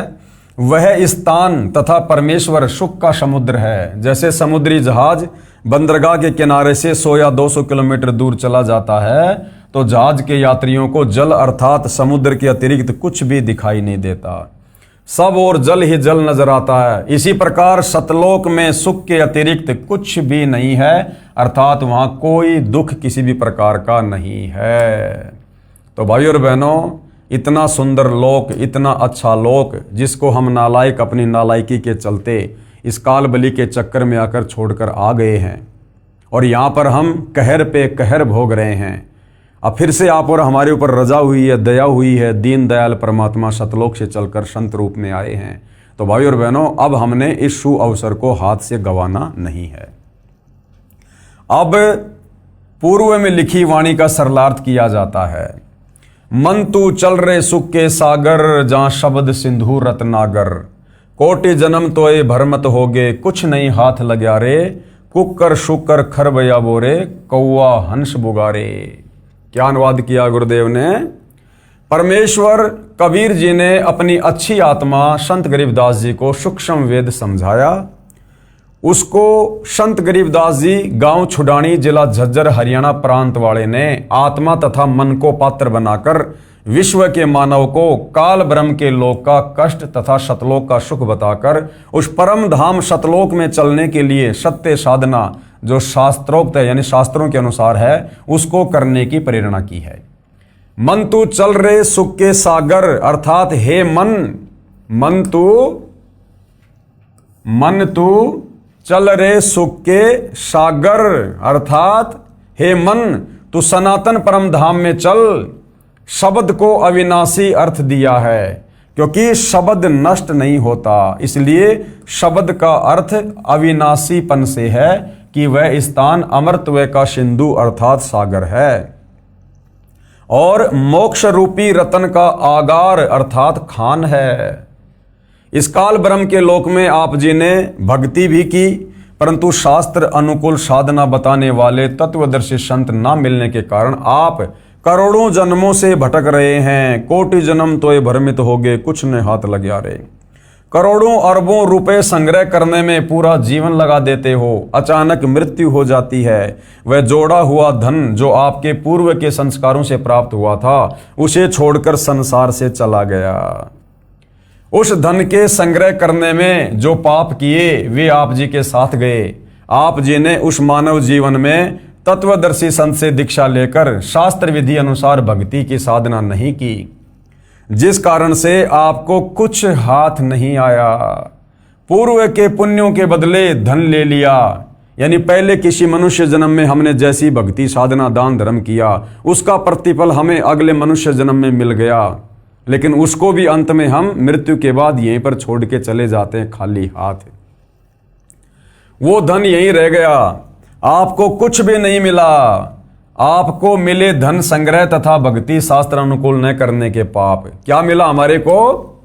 आपको मिले धन संग्रह तथा भक्ति शास्त्र अनुकूल न करने के पाप, यानी हमने धन को संग्रह करने में, अब भाई और बहनों एक राजा होता है, अब राजा धन संग्रह करने में कितना पाप करता है, दूसरे राजा के ऊपर चढ़ाई कर देता है, लाखों हजारों सैनिकों को मरवा देता है, केवल धन प्राप्ति के लिए, राज्य प्राप्ति के लिए, जमीन प्राप्ति के लिए। जनता के ऊपर तरह तरह के टैक्स लगा देता है, जनता बेचारी कितनी परेशान हो जाती है, दुखी हो जाती है, राजा को बद्दुआ देती है, गालियां देती है, आत्मा दुखी होती है उनकी जब उनके साथ में न्याय नहीं होता है। तो धन जमा करने में हमने जो पाप कमाए वो पाप मृत्यु के बाद हमारे साथ जाते हैं, और साथ में मनुष्य जन्म प्राप्त करके, जो मनुष्य जन्म शास्त्र अनुकूल साधना करके मोक्ष प्राप्ति के लिए मिला था, लेकिन तत्वदर्शी संत ना मिलने के चलते, शास्त्रों के विरुद्ध परंपरागत साधना करने के चलते जो हमने पाप किए, क्योंकि शास्त्र अनुकूल साधना सबसे बड़ा अपराध है, तो शास्त्र विरुद्ध साधना करके परमेश्वर को दुखी करके मनुष्य जन्म को बर्बाद करके हमने जो पाप कमाए, फिर अंत में शरीर छूटने के बाद वो पाप हमारे साथ जाएंगे। आपको मिले धन संग्रह तथा भक्ति शास्त्र अनुकूल ना करने के पाप, जिसके कारण आप कुक्कर यानी फिर हम क्या क्या बने, कुत्ता, खर यानी गधा, सुकर यानी सुअर, और कौवा, काग पक्षी, हंस एक पक्षी जो केवल सरोवर में मोती खाता है, बुगा यानी बुगला पक्षी, आदि आदि की योनियों को प्राप्त करके कष्ट उठाया। तत्वदर्शी संत ना मिलने के कारण ये आत्मा इतने कष्ट उठाती है काललोक में। फिर आगे क्या बताया है पूज्य गुरुदेव भगवान ने, कोटि जन्म तू राजा कीन्या मिटी न मन की आशा, और भिक्षुक होकर दर दर हांड्या मिला न निर्गुण राशा। फिर क्या कष्ट उठाए हमने यहां पर काल के लोक में। सरलार्थ, हे मानव, आप जी ने काल ब्रह्म की कठिन से कठिन साधना की, वेदों को पढ़ा, वेदों को पढ़ के हमने निष्कर्ष निकाल लिया कि ये जो ओम नाम है ये ब्रह्म का है, यही परमात्मा, यही परमेश्वर है। था वो काल, उसकी प्राप्ति के लिए, मोक्ष के लिए ना जाने हमने कैसी कैसी कठिन साधनाएं की, घर छोड़ दिया, संपत्ति छोड़ दी, तत्व ज्ञान के अभाव में जंगलों में चले गए, गुफाओं में चले गए। हमने अपने शरीर की भी परवाह नहीं की, अपने शरीर को हमने एक जगह बैठकर तप करके नष्ट कर दिया, हमने उसको गला दिया, मिट्टी बन गया हमारा शरीर। भाई और बहनों, ये बातें बिल्कुल सत्य हैं, ये गलत नहीं हैं, लेकिन उसके बावजूद भी हमें परमात्मा नहीं मिला, क्योंकि हमारा भक्ति का मार्ग सही नहीं था, शास्त्रों के अनुसार नहीं था, हमें कोई तत्वदर्शी संत नहीं मिला, जिस कारण से हमने अपने शरीर की भी परवाह नहीं की, शरीर भी हमने गला दिए, नष्ट कर दिए कि हमें मोक्ष मिल जाए, हमें भगवान मिल जाए, हमारा जन्म मरण से छुटकारा हो जाए। ऐसी ऐसी कठिन साधनाएं, घोर साधनाएं आप और हमने युगों युगों की है, असंख्यों बार की है। आप जो एक छोटा सा वीडियो दिखाता हूं वर्तमान का।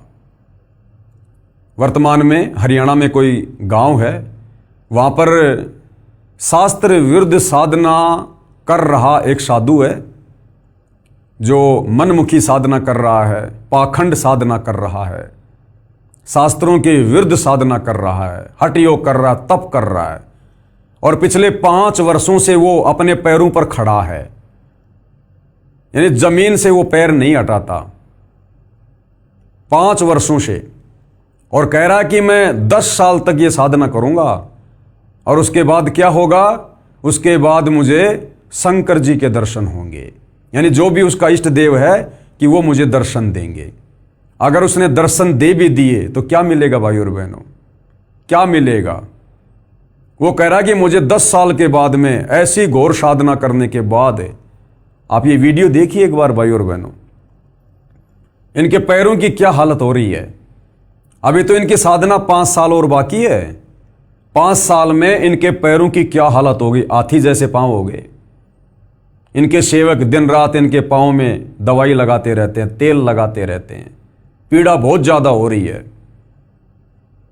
और इस नादान को अपने शरीर की भी चिंता नहीं है कि इसमें कोई कीड़े पड़ जाएंगे, कोई मवाद पड़ जाएगी, पैर खराब हो जाएगा, कैंसर हो जाएगा, कोई परवाह नहीं कर रहा। ये ऐसे ही आप और हमने युगों युगों भाई और बहनों इस शरीर को ऐसे ही हमने कष्ट दिया है तत्व ज्ञान के अभाव में, ये सोचकर कि मुझे मोक्ष मिलेगा, मेरे इष्ट के दर्शन होंगे, लेकिन अंत में कुछ भी हाथ नहीं लगा। भिक्षुक होकर दर दर हांड्या, मिला ना निर्गुण राशा। निर्गुण राशा यानी वो मोक्ष वाला मार्ग नहीं मिला हमें। अभी तो इसकी 5 साल बाकी हैं इस साधना की, इस पाखंड पूजा की।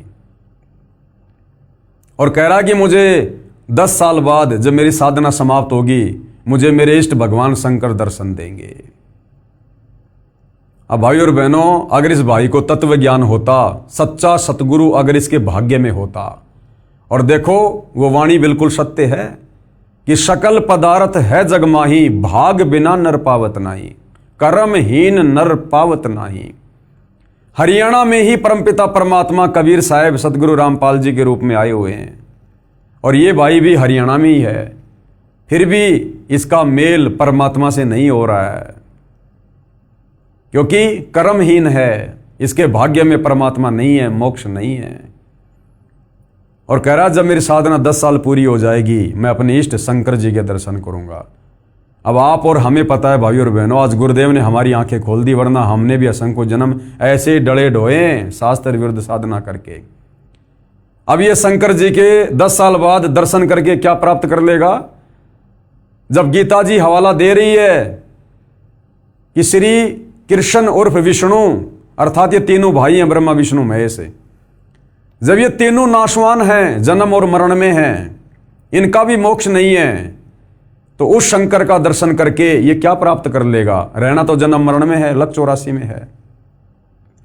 और अगर इसको तत्वदर्शी संत मिला होता तो इसको ज्ञान होता कि मैं तो केवल 10 साल ऐसी कठिन साधना करके जो शास्त्रों के विरुद्ध है, केवल शंकर जी के दर्शन ही मात्र कर पाऊंगा। अरे शंकर जी की धर्म पत्नी पार्वती, वो तो सदा उसके दर्शन किया करती थी, उसकी अर्धांगिनी थी, उसके साथ रहा करती थी। वो भी हर बार जन्म रही थी, मर रही थी, उसका भी मोक्ष नहीं हो रहा था। 108वें जन्म में नारद जी ने आकर उसको बताया कि शंकर जी के गले में जो रुंड माला है ना, ये तेरे शीश हैं, तेरे मरने के बाद ये तेरे से इतना प्रेम करते हैं, मरने के बाद, और ये तेरा रुंड काटकर धागे में डालकर और अपनी माला बनाकर गले में पहनते हैं। तो पार्वती ने कहा कि ये क्या चक्कर है? तो नारद ने कहा कि माताजी तेरा मोक्ष नहीं हुआ, तुझे वो अमर मंत्र प्राप्त नहीं है, जिस अमर मंत्र को प्राप्त करके तेरी उम्र भी शंकर जी के जितनी हो जाएगी। यानी तू उस समय तक नहीं मरेगी जब तक भगवान शंकर नहीं मरेंगे। मरना अंत में दोनों को है। तो अगर इस भाई को अगर वास्तव में तत्व ज्ञान होता, सच्चे सतगुरु की शरण में होता, तो ये शास्त्र विरुद्ध साधना नहीं करता, अपने शरीर को बेवजह ये कष्ट नहीं देता। क्या करेगा 10 साल बाद में शंकर जी के 2-4 सेकंड के लिए दर्शन करके? अरे शंकर जी के दर्शन करने उनकी फोटो में कर लो।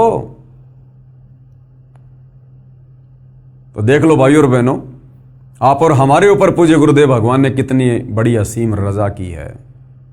हमें परमेश्वर ने किस प्रकार से भक्ति और भगवान के नाम पर भ्रम ने भटकने से बचा लिया।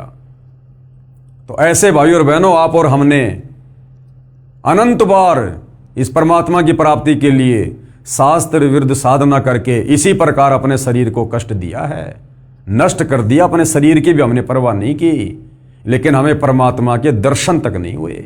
और आज साक्षात वो परमात्मा सह शरीर धरती पर प्रकट है। आज भी यदि हम मौका चूक जाएंगे, उनको ना पहचान कर, उनको परमेश्वर ना मानकर अगर हमने गफलत कर दी, उनके द्वारा दी गई भक्ति साधना में कोई त्रुटि कर दी, मर्यादाओं में कोई त्रुटि कर दी, भक्ति भाव में कोई त्रुटि कर दी, और यदि हमारे किसी भी कर्म और क्रिया से यदि गुरुदेव भगवान नाराज हो गए, फिर हम इसी प्रकार से जन्म और मरण में और ये कष्ट भोगेंगे। तो आज हमने इस मौके को चूकना नहीं है। तो क्या कहा जा रहा कि हे मानव, आप जिन्हें काल ब्रह्म की कठिन से कठिन साधना की, घर त्याग कर जंगल में निवास किया, फिर भिक्षा प्राप्ति के लिए गांव व नगर में घर घर के द्वार पर हंड्या अर्थात घूमा। जंगल में साधनारत साधक निकट के गांव या शहर में जाता है। एक घर से भिक्षा पूरी नहीं मिलती तो अन्य घरों से भोजन लेकर जंगल में चला जाता है।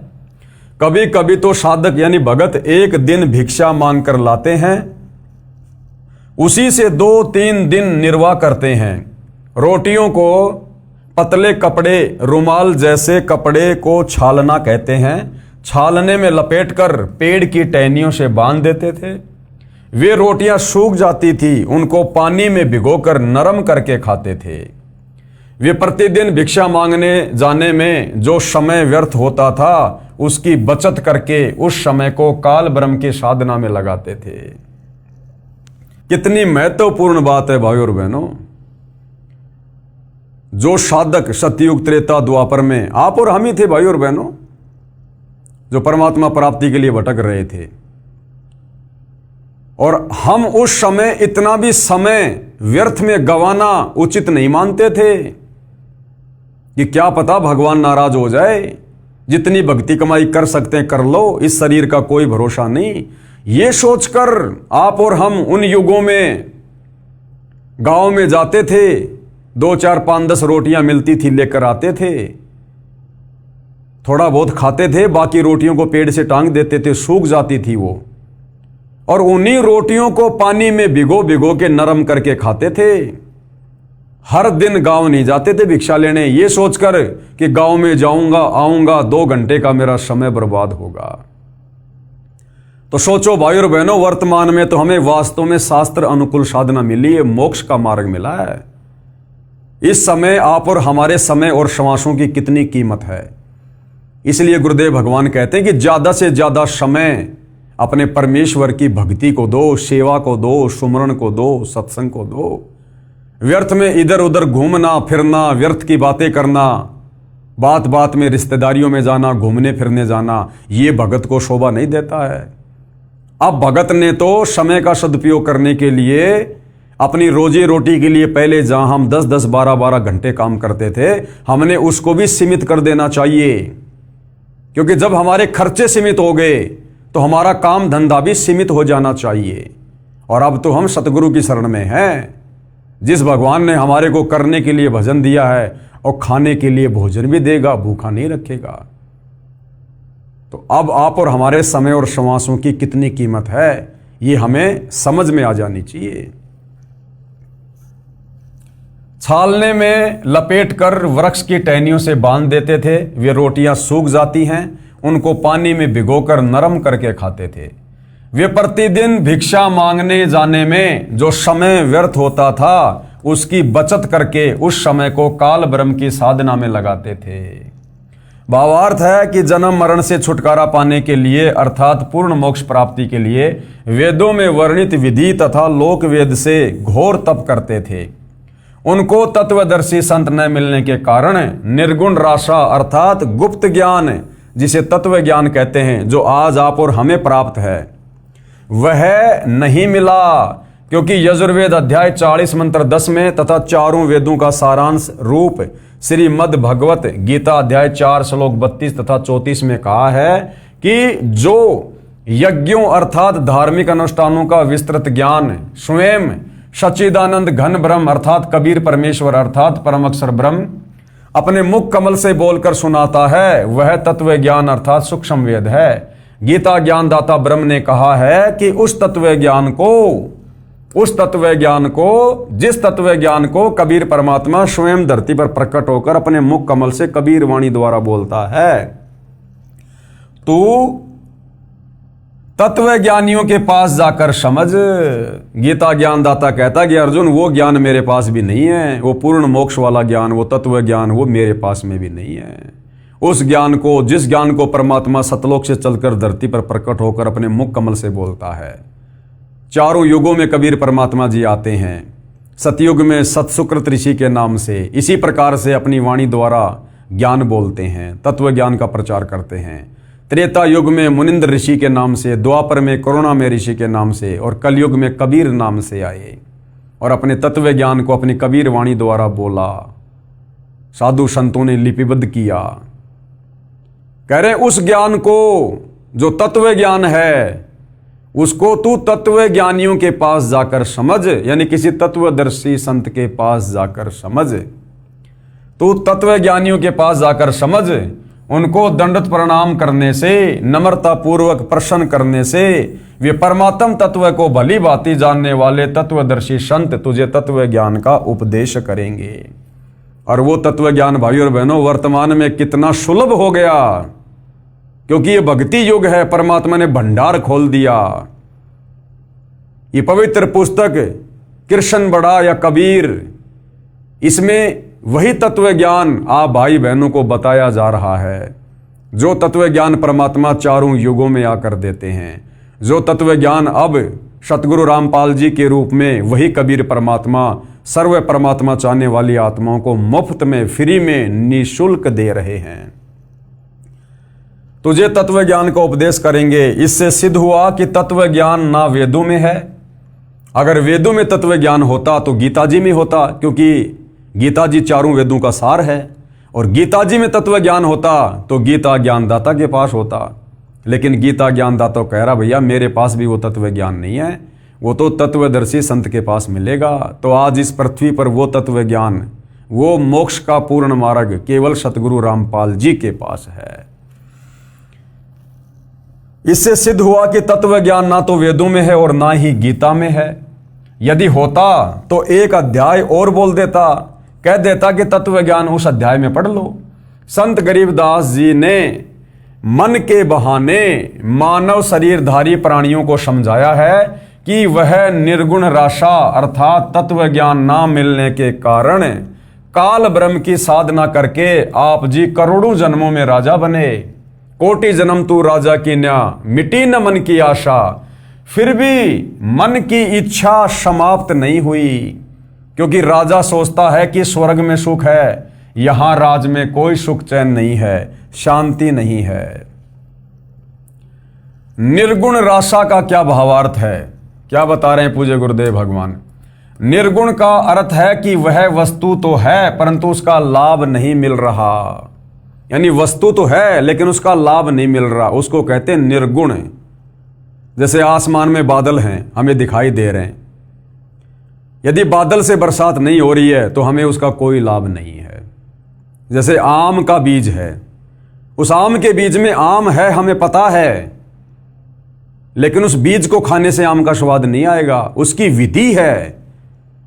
अर्थात इसी प्रकार भगवान सर्वत्र है, लेकिन भगवान को प्राप्त करने की, उसके लोक को प्राप्त करने की एक विधि, एक साधना है, वो तत्वदर्शी संत ही बताता है। निर्गुण राशा का भावार्थ, निर्गुण का अर्थ है कि वह वस्तु तो है परंतु उसका लाभ नहीं मिल रहा। वृक्ष के बीज में फल तथा वृक्ष निर्गुण रूप में है, यानी बीज के अंदर फल भी है और पेड़ भी है। उस बीज को मिट्टी में बीज कर सिंचाई करके वह सरगुण वस्तु वृक्ष को फल प्राप्त की जाती है। ये ज्ञान ना होने से आम के फल व छाया से वंचित रह जाते हैं। राशा का मतलब होता झंझट अर्थात उलझा हुआ कार्य। सूक्ष्म वेद में परमेश्वर कबीर जी ने कहा है कि नो मन सूत उलझिया ऋषि रहे झकमार, सतगुरु ऐसा सुलझा दे उलझे न दूजी बार। 9 मन यानी 360 किलोग्राम, सूत यानी कच्चा धागा। कबीर 9 मन सूत उलझिया ऋषि रहे झकमार, सतगुरु ऐसा सुलझा दे उलझे न दूजी बार। इन हमारे ज्ञानहीन, तत्व ज्ञानहीन धर्म गुरुओं ने, वो चाहे किसी भी धर्म का है, इन्होंने भक्ति मार्ग को, इन शास्त्रों की उल्टी व्याख्या समाज को बता बता के इतना उलझा दिया, इतना उलझाल दिया जैसे 9 मन सूत। अब भाई और बहनों 1 किलो सूत अगर वो उलझ पुलझ हो जाए तो परमात्मा कहते हैं उसको सुलझाने में कारीगर को पूरा दिन लग जाता है। यानी भक्ति मार्ग को सदियों से इन्होंने तत्व ज्ञान के अभाव में इतना उलझा दिया समाज को शास्त्र विरुद्ध साधना पर लगाकर कि अब उसको सुलझाना मुश्किल हो रहा है। लेकिन वो सुलझाएगा कौन? सतगुरु। नौ मन सूत उलझिया ऋषि रहे जकमार। इस भक्ति मार्ग को इतना उलझा दिया कि ये हमारे धर्म गुरु सुलझाने में लगे हुए हैं, लेकिन ये सुलझा नहीं पा रहे। और सतगुरु ऐसा सुलझा दे, उलझे न दूजी बार। अब सतगुरु रामपाल जी ने अपने तत्व ज्ञान से इन धर्मशास्त्रों को खोल खोल कर ऐसा सुलझा दिया, ऐसा समझा दिया, इस कलयुग में परमात्मा चाहने वाली आत्माओं के लिए दोबारा नहीं उलझेगा। कबीर नौ मन सूत उलझिया ऋषि रहे जकमार। सतगुरु ऐसा सुलझा दे, उलझे न दूजी बार। क्या कह रहे हैं? परमेश्वर कबीर जी ने कहा है कि अध्यात्म ज्ञान रूपी नौ मन सूत उलझा हुआ है। 1 किलोग्राम उलझे हुए सूत को सीधा करने में 1 दिन से भी अधिक जुलाहों का समय लग जाता था। यदि सुलझाते समय धागा टूट जाता तो कपड़े में गांठ लग जाती। गांठ गठीले कपड़े को कोई मोल नहीं लेता था। इसलिए परमेश्वर कबीर जुलाहे ने, जो जुलाहे की भूमिका कर रहे थे 650 साल पहले, जुलाहों का सटीक उदाहरण बताकर समझाया है कि अधिक उलझे हुए सूत को कोई नहीं सुलझाता था, उसको फेंक ही देते थे। अध्यात्म ज्ञान उसी 9 मन उलझे हुए सूत के समान है, जिसको सतगुरु अर्थात तत्वदर्शी संत ऐसा सुलझा देगा जो पुनः नहीं उलझेगा। अब सतगुरु रामपाल जी ने सुलझा दिया, धर्मशास्त्रों को खोल खोल के बता दिया कि समर्थ भगवान कौन है, शास्त्र अनुकूल साधना क्या है। आप और हमारे समझ में आ गया, तो अब आप और हम नहीं उलझ सकते, चाहे कोई कितनी अटबट क्यों ना करे। बिना सुलझे आध्यात्मिक ज्ञान के आधार से अर्थात लोकवेद के अनुसार साधना करके स्वर्ग नरक 84 लाख प्रकार के प्राणियों के जीवन, पृथ्वी पर किसी टुकड़े का राज्य, स्वर्ग का राज्य प्राप्त किया, फिर पुनः जन्म मरण के चक्कर में गिरकर कष्ट पर कष्ट उठाया, परंतु काल ब्रह्म की वेदों में वर्णित विधि अनुसार साधना करने से वह परम शांति तथा सनातन परम धाम प्राप्त नहीं हुआ, जो गीता अध्याय 18 श्लोक 62 में कहा है। और न ही परमेश्वर का वह परम पद प्राप्त हुआ जहां जाने के पश्चात साधक लौटकर संसार में कभी नहीं आते, जो गीता अध्याय 15 श्लोक 4 में कहा है। काल ब्रह्म की साधना से निम्न लाभ होता है। क्या होता है? वाणी संख्या 3। इंद्र कुबेर ईश की पदवी, ब्रह्मा वरुण धर्मराया, और विष्णुनाथ के पुर को जाकर बहुर अपूठा आया। यानी हमने मनुष्य जन्म में घोर साधना की, उस साधना के प्रतिफल में हम ऊपर के लोकों में चले गए, ब्रह्मा विष्णु महेश के हमने पद प्राप्त किए। लेकिन जैसे हमारी भक्ति कमाई नष्ट हुई, हमें वहां से धक्के दे दिया गया, हम पुनः वापस जन्म मरण में आए, लख 84 योनियों में गए, किंतु हमें वो मोक्ष मार्ग नहीं मिला। वो मोक्ष मार्ग मिलता है तत्वदर्शी संत की शरण में आने के बाद, जो आज हमें मिला है। सरलार्थ, काल ब्रह्म की साधना करके साधक इंद्र का पद भी प्राप्त करता है। इंद्र स्वर्ग के राजा का पद है। इसको देवराज अर्थात देवताओं का राजा तथा सुरपति भी कहते हैं। ये सिंचाई विभाग अर्थात वर्षा मंत्रालय भी अपने अधीन रखता है। अब यहां पर गुरुदेव भगवान कह रहे हैं कि मन में एक प्रश्न खड़ा होगा कि इंद्र की जो पदवी है वो कैसे प्राप्त होती है, इंद्र की पोस्ट आत्मा को कैसे प्राप्त होती है। तो क्या कह रहे हैं गुरुदेव? उत्तर, अधिक तप करने से या 100 मण 4000 किलोग्राम गाय या भैंस के घी का प्रयोग करके धर्म यज्ञ करने से एक धर्म यज्ञ संपन्न होती है।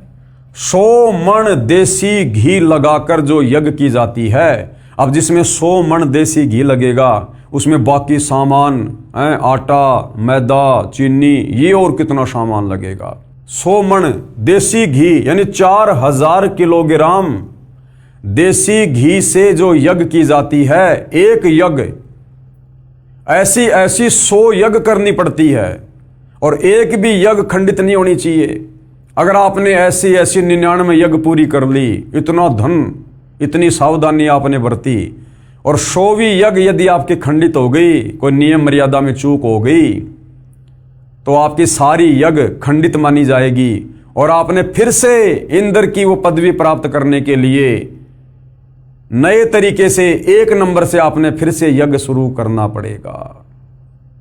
तब कहीं जाकर 100 यज्ञ संपूर्ण होने पर इंद्र की पोस्ट मिलती है। अधिक तप करने से या 100 मण यानी 4000 किलोग्राम गाय भैंस के घी का प्रयोग करके धर्म यज्ञ करने से एक धर्म यज्ञ संपन्न होती है। ऐसी 100 धर्म यज्ञ निर्विघ्न करने से इंद्र की पदवी साधक प्राप्त करता है। तप या यज्ञ के दौरान यज्ञ या तप की मर्यादा भंग हो जाती है तो नए सिरे से यज्ञ तथा तप करना पड़ता है। सफल होने पर ही इंद्र की पदवी प्राप्त होती है। इस प्रकार इंद्र की पदवी प्राप्त होती है। अब सोचो भाई और बहनों, सोचिए यदि हमें ये परमपिता परमेश्वर ना मिलते, गुरुदेव भगवान, और यदि हमें ये वास्तविक शास्त्र अनुकूल भक्ति ना देते, हम भला कैसे यहां से बाहर निकल सकते थे, कैसे हमारा मोक्ष हो सकता था। जब इस काल के लोक में और देवताओं के राजा इंद्र की पोस्ट प्राप्त करने के लिए इतनी कठिन साधना, ऐसा यज्ञ, और तब कहीं जाकर क्या मिलता है, इंद्र की पदवी, और इंद्र का पद भोगने के बाद फिर वो आत्मा गधा बनती है। तो सोचो भाई और बहनों, सतलोक जाने के लिए हमने क्या कुछ कुर्बानी देनी पड़ेगी। इस प्रकार की भक्ति करके तो हम लाख जन्म भी सतलोक नहीं जा सकते। इसलिए परमेश्वर ने आज हमें वो शास्त्र अनुकूल भक्ति मार्ग दिया है जिसमें थोड़ी सी भक्ति से यदि मर्यादा में रहकर की जाए, गुरु को परमात्मा मानकर, तो थोड़ी सी भक्ति से आप और हम ढेर सारे भक्ति के धनी बन जाते हैं। हमें जो गुरुदेव भगवान मंत्र देते हैं उनकी महिमा करते हुए बताते हैं कि एक शतनाम के मंत्र में यदि साधक मर्यादा में रहकर गुरु को परमेश्वर मानकर जाप करता है तो एक शतनाम मंत्र की इतनी कमाई है कि ये ब्रह्मा विष्णु महेश के जो 3 लोक हैं, स्वर्ग लोक, पाताल लोक और ये धरती पृथ्वी लोक, कहते हैं ये तो पासिंग है, पासिंग है, इनकी तो कोई वैल्यू भी नहीं है। इतनी कमाई, इतने भक्ति धन के धनी हम एक शतनाम की विधिवत जो है जाप से हम इतने धनी हो जाते हैं। तो सोचो भाई और बहनों, हम युगों युगों से कितने खाली हो चुके हैं भक्ति धन से, जो आज इतना सुमरण करके, इतनी भक्ति करके भी हमें कुछ महसूस नहीं हो रहा है। हालांकि हम जो भक्ति कमाई कर रहे हैं वो सूक्ष्म है, ये वैसे दिखाई नहीं देगी। अगर दिखाई देने लग गई तो हम इसको बर्बाद करने में भी पीछे नहीं हटेंगे। तो परमेश्वर ने सूक्ष्म तरीके से इस भक्ति धन को जमा करना होता है। जिस प्रकार एक तो कोई व्यक्ति नोटों का थैला भरकर बैंक में जाता है पैसे जमा कराने, तो सबको पता होता है कि देखो इतने सारे नोट। और आजकल मोबाइल में क्या होता है, फोन पे, गूगल पे, पेटीएम, चाहे लाख रुपए डाल दो, पता ही नहीं चलता सेकंड में। तो इसी प्रकार से हम जो शास्त्र अनुकूल साधना गुरुदेव भगवान से लेकर कर रहे हैं, ये हमारी भक्ति कमाई हमें दिखाई नहीं दे रही, लेकिन ये सूक्ष्म रूप से जमा हो रही है उस भगत की जो भगत पूर्ण मर्यादा में रहकर गुरु को परमात्मा मानकर भक्ति कर रहा है। इस प्रकार इंद्र की पदवी प्राप्त होती है। फिर आगे एक सवाल मन में और उठेगा, इंद्र का शासन काल ये कितना है? जैसे प्रधानमंत्री का शासन काल है 5 साल, ऐसे ही देवताओं के राजा इंद्र का शासन काल जो है वो कितने समय का है? और मृत्यु उपरांत इंद्र के पद को छोड़कर प्राणी किस योनि को प्राप्त करता है? तो क्या कह रहे हैं गुरुदेव भगवान? उत्तर, इंद्र स्वर्ग के राजा के पद पर 72 चौकड़ी अर्थात 72 चतुर्युग तक बना रहता है। 72 चतुर्युग तक वो राज्य करता है। अब एक चतुर्युग में सतयुग, त्रेतायुग, द्वापर तथा कलयुग का समय होता है, जो 17,28,000 प्लस 12,96,000 प्लस 86,400 वर्ष प्लस 43,20,000 वर्ष, यानी एक जो चतुर्युग होता है, सतयुग, त्रेता, द्वापर और ये कलयुग, इन चारों युगों को मिलाकर कहते हैं एक चतुर्युग। और चारों युगों का समय कितना होता है? 43,20,000 वर्ष। इस प्रकार 72 चतुर्युग तक जो देवताओं का राजा है इंद्र, वो अपना राज्य करता है। सतयुग, त्रेतायुग, द्वापर युग और कलयुग का समय अर्थात 43,20,000 वर्ष का समय एक चतुर्युग में होता है। ऐसे बने 72 चतुर्युग तक वह साधक इंद्र के पद पर स्वर्ग के राजा का सुख भोगता है। एक कल्प अर्थात ब्रह्मा जी के एक दिन में जो 1008 चतुर्युग का होता है, 14 आत्मा यानी 14 भगत इंद्र के पद पर रहकर अपना किया हुआ पुण्य कर्म भोगते हैं। यानी श्री ब्रह्मा जी का जो एक दिन है वो 1008 चतुर्युग का होता है।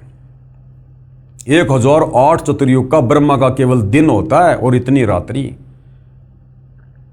तो भाई और बहनों, यहां पर क्या कहा जा रहा है कि ब्रह्मा जी के एक दिन में 14 जीव इंद्र के पद पर रहकर, यानी इतना लंबा शासन काल पूरा करके और मृत्यु को प्राप्त हो जाते हैं।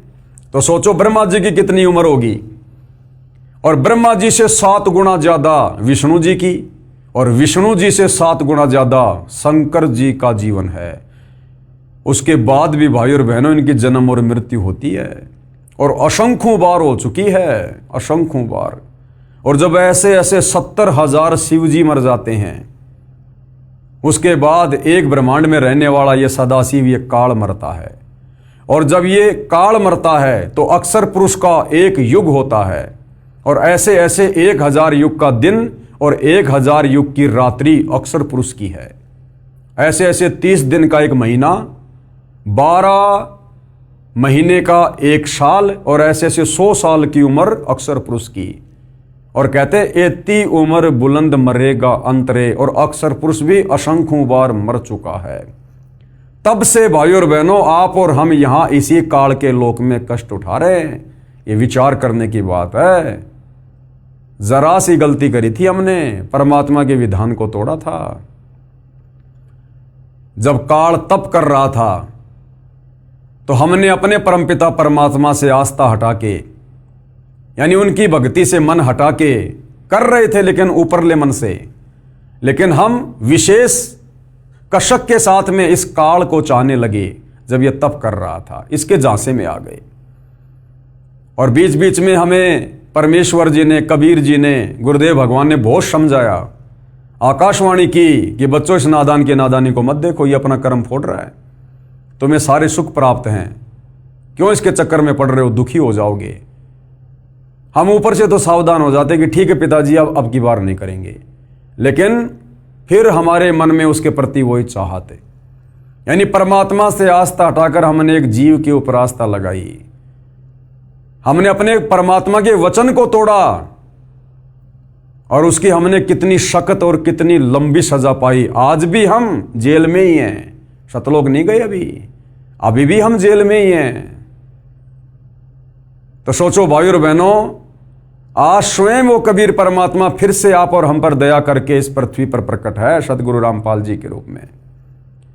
और आज फिर से उन्होंने हमें भक्ति दे दी जो भक्ति हम सतलोक में करते थे, और आज हमें फिर से वही मर्यादा दे दी जो मर्यादा सतलोक में थी।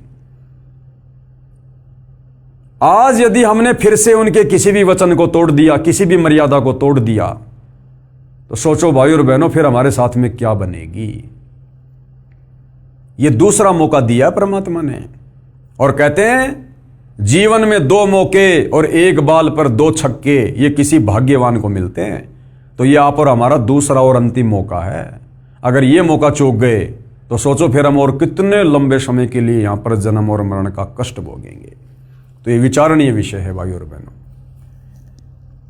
और इंद्र के उस पद को भोगकर वो प्राणी गधे का जीवन प्राप्त करता है। यानी इंद्र का पद भोगकर फिर वो आत्मा क्या बनता है, 184 योनि में सीधा गधे की योनि प्राप्त करता है। तो भाड़ में जाए ऐसा सुख जिस सुख को भोगने के बाद गधा बनना पड़े। वो 72 चतुर्युगी इंद्र का सुख एक गधे के जीवन में काल निकाल देता है। अब भाई और बहनों, इस संवाद को, इस सत्य कथा को जो अभी अभी आपको सतगुरु रामपाल जी ने मौखिक बताई कि देवताओं के राजा इंद्र का पद प्राप्त करने के लिए साधक को कितना कठिन तप करना पड़ता है, या फिर 100 मण देसी घी की 100 यज्ञ करनी पड़ती हैं, तब जाकर इंद्र की पोस्ट मिलती है। और इंद्र की पोस्ट प्राप्त करके वो 72 चतुर्युगी, यानी इतने समय वो वहाँ पर शासनकाल करता है 72 चतुर्युग तक। और जब उसका शासनकाल समाप्त हो जाता है उसके बाद वो सीधा लक 84 योनि में गधे की योनि से अपना नया जीवन शुरू करता है। अब ये सत्य कथा है, अमर कथा है। मामला चल रहा है जनता की अदालत में, और अदालत में कोई भी बात जो होती है वो परमाणु के साथ में रखी जाती है, सबूतों के साथ में। तो अब कबीर जी के वकील सतगुरु रामपाल जी कबीर जी को समर्थ परमात्मा साबित करते हुए, उनकी भक्ति को सर्वश्रेष्ठ भक्ति साबित करते हुए, और श्री कृष्ण जी अर्थात विष्णु जी की भक्ति को शास्त्र विरुद्ध साधना घोषित करते हुए जनता की अदालत में, जनता के सामने अब जो प्रमाण पेश करेंगे वो है हमारे हिंदू धर्म का शास्त्र मार्कंडे पुराण। ये कथा जो कि त्यों मार्कंडे पुराण में लिखी हुई है, जो हिंदू धर्म को शिरोधार्य है। उसके बाद हमने मानना पड़ेगा कि इस काल के लोक में हम किस प्रकार से इंद्र की पदवी प्राप्त करके भी, ब्रह्मा विष्णु महेश की पदवी प्राप्त करके भी, आज तो हम ये सोच रहे हैं यदि हम श्री ब्रह्मा विष्णु महेश की भक्ति कर लेंगे तो हमारी मुक्ति हो जाएगी, मोक्ष हो जाएगा।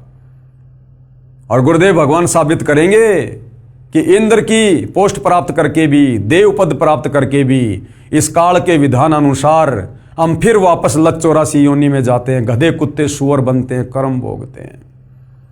अर्थात 21 ब्रह्मांड में चारों वेदों और गीता जी के अनुसार साधना करके आप और हम मोक्ष प्राप्त नहीं कर सकते जब तक हमें तत्वदर्शी संत नहीं मिलेगा, जब तक हमें वो शास्त्र अनुकूल सत साधना नहीं मिलेगी, जब तक हमें गीता अध्याय 17 श्लोक 23 वाला वो अमर मंत्र ओम तत्सत नहीं मिलेगा, तब तक हम काल के कष्टों से मुक्त नहीं हो सकते, परम शांति को प्राप्त नहीं कर सकते, हम सतलोक नहीं जा सकते।